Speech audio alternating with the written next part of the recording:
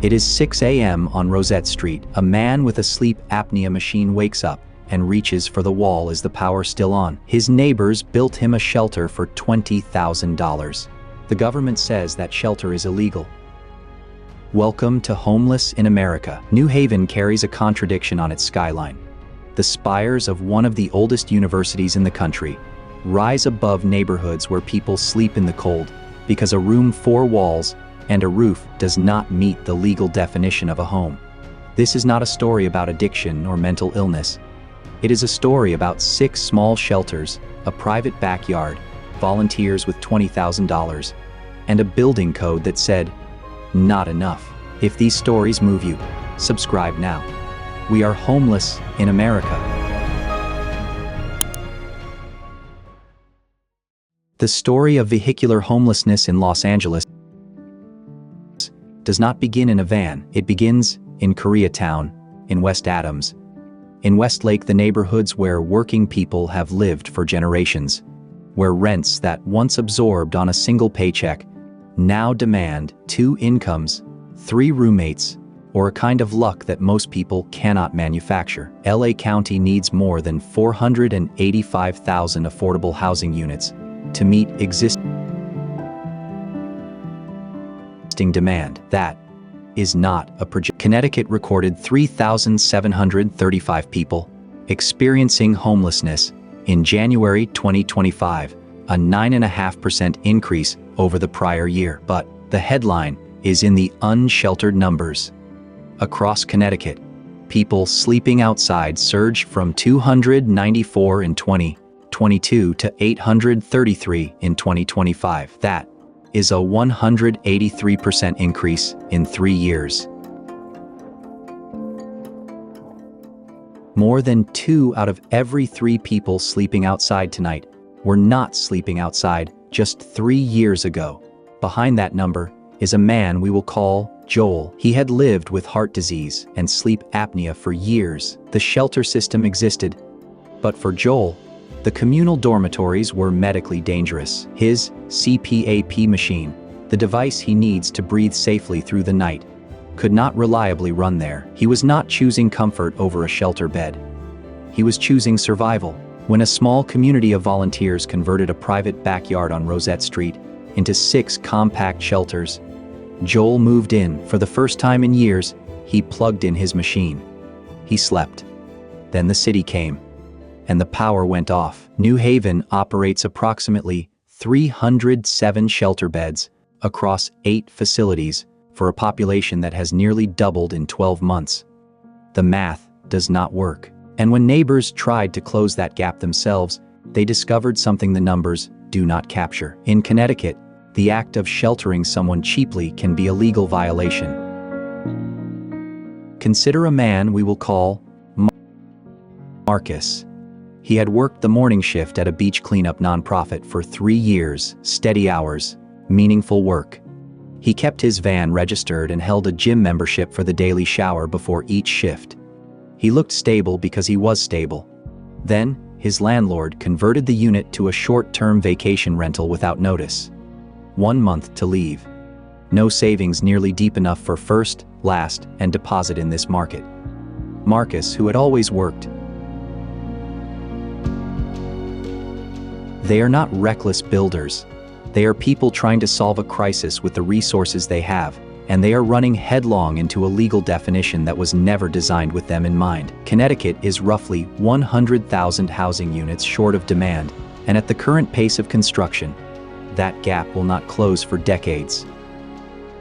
The Rosette Neighborhood Village Collective, a group of neighbors and advocates working out of a Catholic worker house, built 6 small shelters in the backyard of a private home at 203 Rosette Street. Total cost, $20,000 per unit, including electrical work. The shelters housed 8 people who could not or would not navigate New Haven's crowded institutional system. In March 2024, the Board of Zoning Appeals granted temporary relief, a 180-day exemption. Residents moved in. Joel connected his CPAP. Others finally had a door they could close. When the exemption expired in July 2024, The city determined the structures still violated state building code. Power was cut. Advocates staged a demonstration at City Hall in January 2025. State legislators introduced bills that would allow religious organizations to create legal temporary shelters. Those bills passed committee. Then, they stalled. No floor vote, no law, another winter.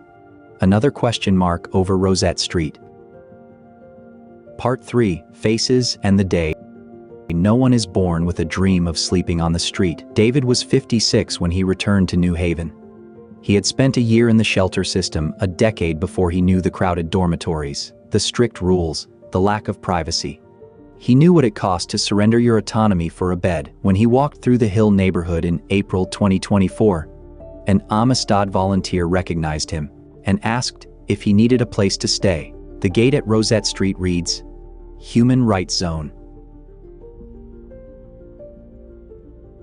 David walked through it. Inside those 6 small shelters, mornings have a rhythm. Wake before 7, walk to the main house. There is no running water inside the units. The bathroom line forms early. This is called lucky, because the alternative is a shelter with 307 beds and a months-long wait.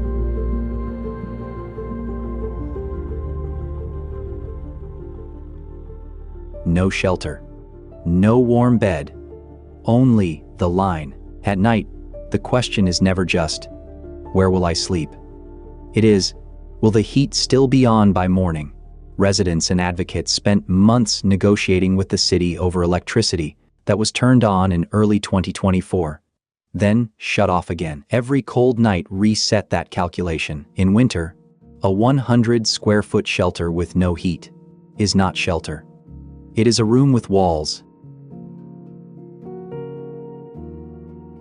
David's backpack holds what most of us keep in a drawer: a change of clothes, an ID if he has one, the documents that prove a person exists in a system that keeps making that existence harder to prove, and a door he can close. That matters more than people realize until the door is taken away.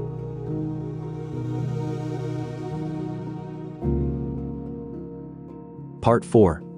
Locked doors and light. Here is the trap.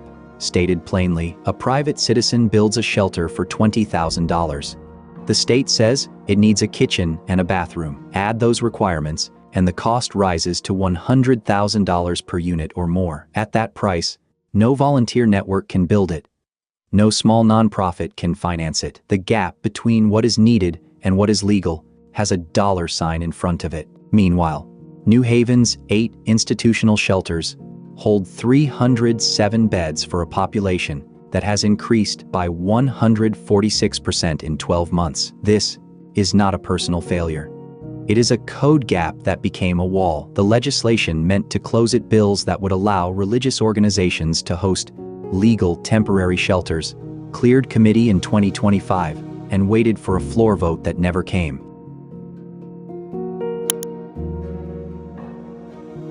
On Thursdays, a group called UACT, the Unhoused Activist Community Team, moves through New Haven's neighborhoods. They carry coffee, food, seasonal supplies, and information. They are not a government program. They are residents of Rosette Street, volunteers from Amistad Catholic Worker House at 203 Rosette Street, and people who decided that the absence of a floor vote was not the absence of responsibility. Amistad has operated in New Haven since 1994. It runs no intake forms at the door. The first exchange is a cup of coffee, not a case number. From that first cup, a conversation. From a conversation, a profile. From a profile, a shelter slot, a referral, a path toward something more stable. The village is small. 6 shelters, 8 people. But in New Haven, right now, it is proof that something else is possible. Part 5. Hope plus outro. There is movement at the state level, slow, contested, but real. The advocates who testified in 2025 will testify again. The bills that stalled exist now as templates for the next legislative session. And the power at Rosette Street has been restored more than once, after more than one shutdown. That is not a resolution, but it is evidence that when people show up again and again, The wall moves. A city is not measured by its tallest buildings or its most prestigious institutions. It is measured by what it does on a cold morning, on a street called Rosette, when the question is simply, will the heat be on? Here is something to carry with you. If a private citizen can build a shelter for $20,000, what does it cost us as a society to make that shelter illegal? Subscribe to Homeless in America. And if this story stayed with you, leave a comment below. Tell us what you are thinking. In this moment, we offer a quiet prayer for every person experiencing homelessness in New Haven. May you find safety in the days ahead. May gentle hands reach out to you with kindness. May the weight you carry begin to lighten, and may a warm, stable home soon welcome you back. Thank you for staying until the very end.